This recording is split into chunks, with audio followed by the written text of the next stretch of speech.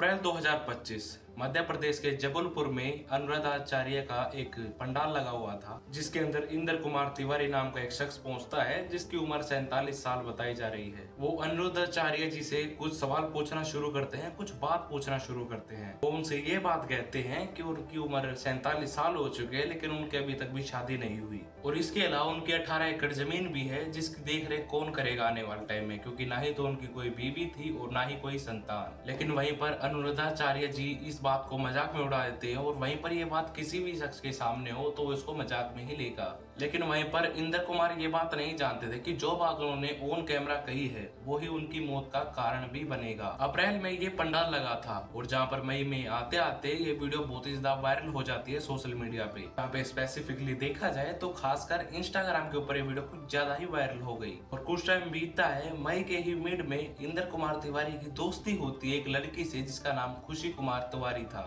जहाँ पे इंद्र कुमार की जो उम्र थी वो थी 47 साल और खुशी तिवारी की जो उम्र थी वो थी 19 साल। थोड़े दिन ये बात और होती है और बातों ही बातों में इन दोनों के बीच में करीबियां बढ़नी शुरू हो जाती है और जहाँ पर बात शादी तक भी पहुंच जाती है मई के ही महीने में। वहीं पर कौशल, जो कि खुशी तिवारी का भाई था, वो गोरखपुर से जबलपुर तक का सफर तय करता है, जो कि लगभग देखा जाए तो लगभग 600 किलोमीटर का था। और वो इंद्र कुमार के घर पे पहुंचता है और जहाँ पर वो अपनी बहन का रिश्ता लेके आया था। वहीं पर इंद्र कुमार कौशल को देख के बहुत ज्यादा खुश हो जाते हैं, क्योंकि खुशी से उनकी बात पहले ही हो रही थी और अभी शादी की बात चल रही थी। जहाँ पर वो कौशल को देखते हैं और बहुत ज्यादा खुश हो जाते हैं कि फाइनली जो शादी की बातें थी वो प्रोसेस के अंदर आ गई है। जहाँ पर वो उसके भाई को अच्छे होटल में लेके जाते हैं, वहाँ पे अच्छा खाना खिलाते हैं, जिसके बाद इनकी शादी की तारीख यानी कि 3 जून को इनकी शादी की डेट फिक्स कर दी जाती है। लेकिन वहीं पर जो शर्त रखी जाती है वो ये होती है कि उनको शादी करने के लिए गोरखपुर जाना पड़ेगा। मतलब कि देखा जाए तो उनको 600 किलोमीटर ट्रेवल करना पड़ेगा और जहाँ पर उनको ये सफर अकेले ही तय करना पड़ेगा, क्योंकि जो खुशी की फैमिली थी वहां से भी कुछ ज्यादा लोग नहीं आएंगे। जहाँ पर सिर्फ और सिर्फ खुशी होगी और उसका भाई होगा। इन वहीं पर खुशी के भाई की और खुशी की तिवारी से इतनी सारी बातें हो चुकी थी कि तिवारी का उन्होंने ट्रस्ट जीत लिया था। और वहीं पर यह बात बहुत ही ज्यादा नॉर्मल थी कि उनको अकेले जाने पे भी कोई ज्यादा प्रॉब्लम नहीं है। इंद्र कुमार, जिन्होंने ऑन कैमरा अपनी जमीन 18 एकड़ बताई थी, असल में जो उनकी जमीन थी वो सिर्फ और सिर्फ 3 एकड़ थी और इसके बावजूद भी वो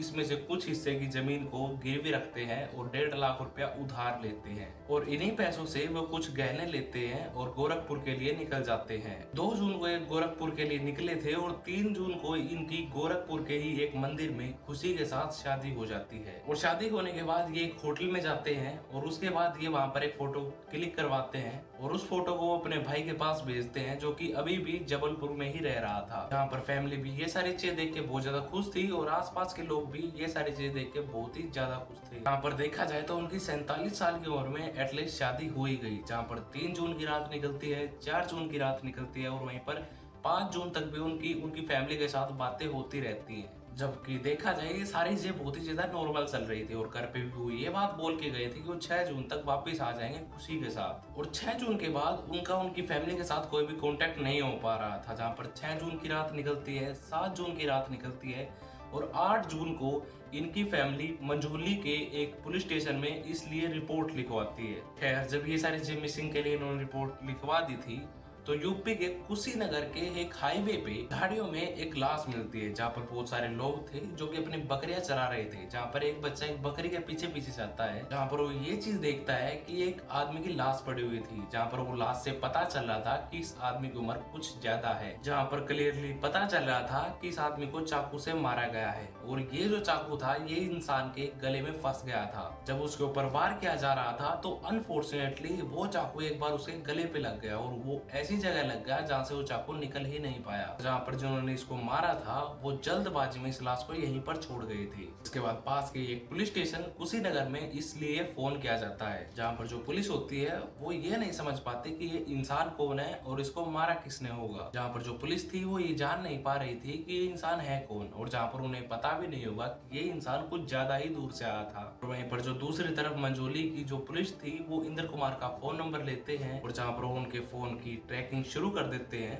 और जब पता चलता है कि जो उनका फोन था वो लास्ट टाइम 5 तारीख को एक्टिव था। जहाँ पर पुलिस को पता चलता है कि वो लास्ट टाइम कुशीनगर में एक्टिव था और जहाँ पर पुलिस कुशीनगर पहुंचती है और कुशीनगर की जो पुलिस होती है उससे कांटेक्ट करती है। जहाँ पर जब इनसे कांटेक्ट होता है कुशीनगर की पुलिस से, तो उनको पता चलता है कि 6 तारीख को उनको एक लाश मिली थी। लेकिन जब ये लाश उसके भाई यानी कि इंदर कुमार के भाई को दिखाई जाती है तो वो कंफर्म कर लेते हैं कि हाँ ये लाश इंदर कुमार की है, उसके भाई की ही है। लेकिन वहीं पर जब ये सारी चीजें चल रही थी तो उनको इंदर कुमार के भाई को एक कॉल आती है जो कि खुद को खुशी का भाई बता रहा था। जहाँ पर वो उनसे ये बात बोलते हैं कि वो 11 जून को उनके घर पे आएंगे कुछ प्रॉपर्टी के कागजात से मिलते जुलते हुए। जहाँ पर जो इंदर कुमार था उसकी डेथ हो चुकी थी और जो खुशी थी वो उसकी वाइफ थी, लेकिन अब वो अकेली रह गई थी तो प्रॉपर्टी उसके नाम करनी थी। लेकिन वहीं पर यही बात इंदर कुमार के भाई मंझोली पुलिस में भी बताते हैं। जहाँ पर जो वहाँ की पुलिस होती है वो वहाँ पर चेक करना शुरू कर देती है 11 जून के आसपास की। जहाँ पर पुलिस इस चीज के मौके में बैठे हुई थी कि किस टाइम वो इंसान आए और किस टाइम पुलिस उसको पकड़े, क्योंकि पुलिस को लग रहा था कि उसको इसी ने ही मारा होगा।